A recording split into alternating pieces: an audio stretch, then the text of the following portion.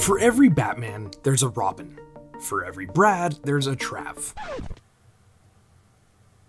Every Sherlock has their Watson, and every screaming V12 Lamborghini Raging Bull has a more approachable everyman companion that us normal people can better identify with, the so-called baby bulls.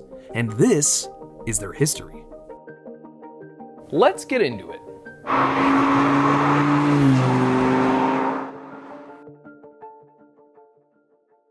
Recently, Lamborghini announced that the Huracan Technica will be the last V10 Lamborghini ever built. The run of the baby bulls has lasted 5 decades, with the Technica being the best baby bull of the bunch. It took a ton of triumphs and failures for Lamborghini to produce the pretty much perfect mid-engine V10 supercar.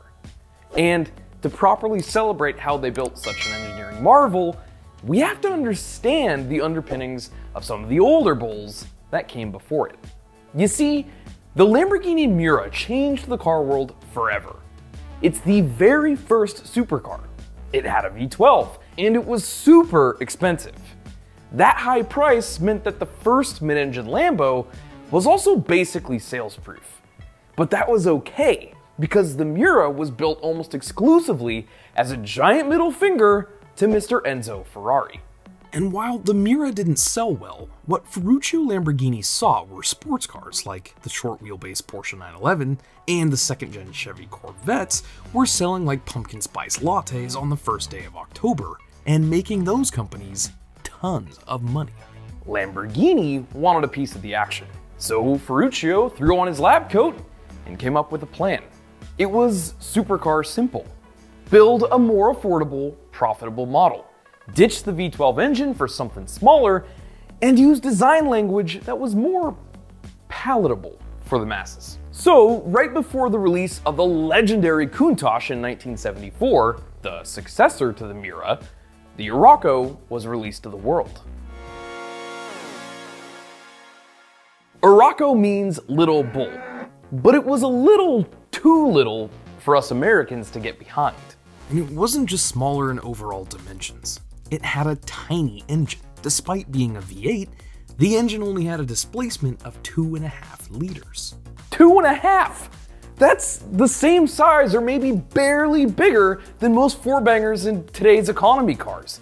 It grew to a whopping 3 liters in 1975, except in its hometown of Italy, where it was actually shrunk down to 2 liters flat. But it sounds amazing, so we'll let it slide. That itty-bitty engine and more traditional 2+2 design meant the Huracan could be built for comparatively cheap when compared to cars like the Miura, which should have been the formula for successo. Say what? Sorry, I don't actually speak Italian, but apparently that's the word for success. But they were slow and expensive. In 1975, the Huracan's MSRP was over 22 grand. It was comparatively heavy for an exotic car that made in the neighborhood of 220 horsepower, and still a lot more expensive than the $11,900 MSRP of Porsche's 911 and the $6,800 Chevy Corvettes it was competing with. It was a sales disaster. But Lamborghini loves a good fight. So they entered the ring once again in 1976 with a car they called the Silhouette. Which, honestly, is one of my favorite shapes in the early supercar world. If you squint and just see the Silhouette, it looks stunning. Many will agree that it's a slightly better design overall than its bigger brother, the Countach. It was basically just an improved version of the Huracan, with a retuned 3-liter V8, but still a full second slower to 60 than the 70s Porsche 911. You'd think that they'd figure out the ideal formula to beat a 911 with their next baby bull. But, the Yalpa.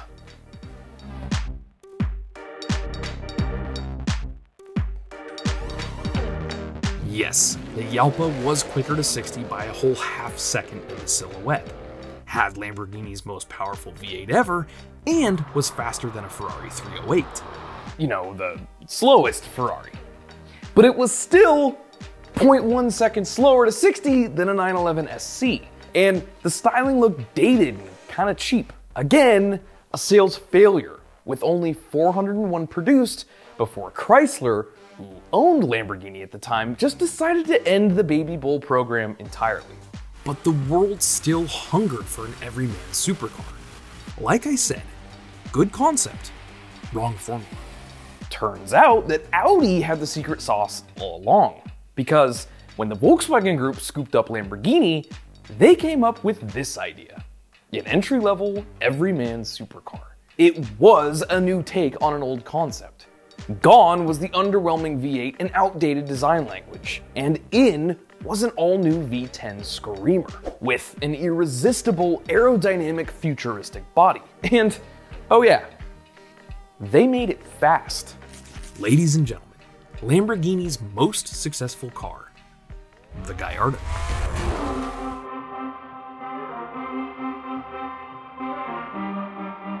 500 horsepower, gated manual transmissions, ton of special editions, an all-new 5-liter even-firing V10 engineered by Lamborghini, co-constructed with Audi, and maybe most importantly, just look at it. For the first time, the Baby Bull was an actual competitor to the 911, but not in the traditional battle for first place sort of way. The 911 was fast, poised, and bought by middle managers. Lamborghini, though, decided that their cars weren't meant for people who only care about driving. They decided that Porsches were stuffy, boring. The Gallardo, then, would be the complete opposite. It would be loud.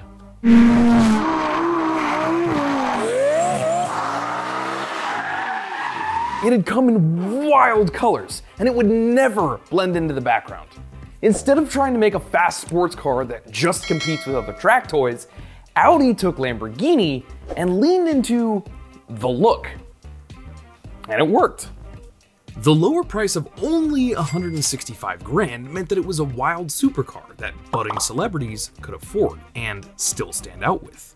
I say only because the Murcielago in 2004 cost $282,000. The Gallardo was an instant hit and quickly became a status symbol.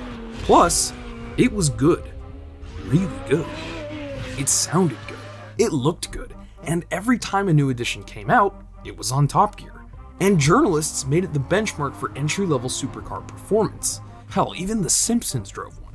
Seemingly overnight, the exotic car company from Italy that was always having financial trouble was making the car that everyone wanted. Let's put that into some context real quick. The Huracan? There were like 500 of those. There were only 55 silhouettes, and like we said, the mighty Jalpa was canceled after just 400. All in, prior to the Gallardo, there were just under 1,000 Baby Bulls ever produced. 14,000 Gallardos were sold. At one point, more than half of all Lamborghinis on the road were Gallardos. The redesigned LP cars released as a 2009 model year would use Audi's own 5.2-liter direct injection odd-firing V10, which is arguably a better engine. It's certainly more powerful, but the firing order changed the noise from Italian howl to more Germanic roar. It got revised front and rear bumpers, taillights, and a myriad of other improvements. Then came the special editions. In all, over 10 special versions would be built, with my personal favorite being the Balboni cars. Plus it came in all-wheel drive, and two-wheel drive, and manual, and auto. There was literally a flavor for everyone. It single-handedly revolutionized what an attainable supercar could be. The question is, how do you follow up on one of the best cars you ever built? You do something that Lamborghini had never done before. You make the Baby Bull fast. Not just like, oh, it's pretty fast for a sports car fast, but legitimately, properly fast. With a sprint to 60 in 3.2 seconds, a full 4 seconds faster than the OG Baby Bull, the Huracan was released in 2015.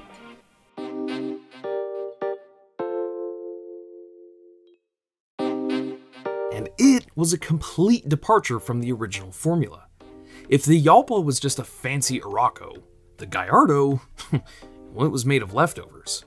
But because of the Gallardo's success, Lamborghini had money. Enough money to build a new supercar from the ground up, with carbon brakes, a flappy paddle gearbox that gives the Porsche's PDK a run for its money, and a brand spanking new body style that still looks fantastic to this day. The cherry on top, though, is that even since it's technically a baby bull, since the Aventador sports the iconic V12, the Huracan is actually the better car for approximately 150 grand less. And that's because the Huracan was built to do one thing: keep up with the 458 Ferrari and McLaren 650, which it did. It absolutely did. The Huracan left behind every stigma of the past. It wasn't an entry-level supercar. It wasn't a slower knockoff of the big bull. It wasn't just a watered-down status symbol. It is a proper supercar that, surprisingly, didn't get the media reception it deserved. You see, there's a problem with engineering a car. Eventually, all engineers will converge on basically the same ideas. After all, there are fixed rules of the universe. Before the time of computer-aided design and digital wind tunnels, manufacturers just threw shit at the wall to see what worked. You think the Mura was an engineering marvel? It was a giant engine bolted to a frame made by tractor mechanics. It was terrifying. Nowadays, though, all those supercars are just numbers with a body wrapped around them. And the Huracan is no exception. It's a car built by computer models. And that means some of the Lamborghini spirit was lost. I'd go as far as to argue that the Gallardo was actually the end of the spirit, but the Huracan got the brunt of the media's criticism. And yet the public isn't made up of journalists. The Gallardo saved Lambo, and the Huracan is continuing to keep him in the black, especially because of the truly wildly insane special editions, which, let me be frank, absolutely have the spirit of real Lamborghinis. Have you seen the Huracan Storado? Look at that and tell me it's pedestrian, that it doesn't have spirit. In 2021, the Huracan STO was released. Super Trofeo Omologato, for those of you playing the home game. It was a special low production Huracan line built for speed. And the final Huracan, the Technica, is just starting to roll out. And it may be the very last pure petrol powered Lambo.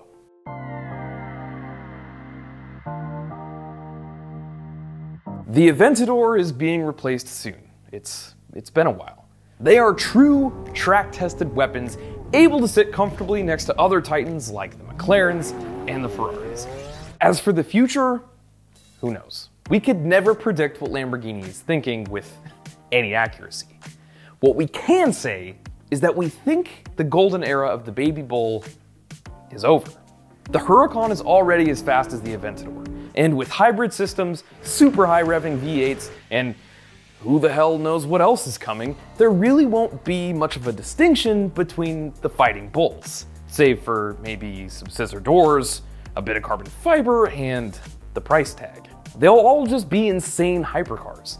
And let me tell you, just like Ferrari, Maserati, and everyone else, the Lamborghini Aventador replacement will be a hybrid. That means the Huracan Technica, which will likely be produced through the start of the next generation of Raging Bulls, will be the last non-hybrid. Which is quite a legacy capper, if I'm honest.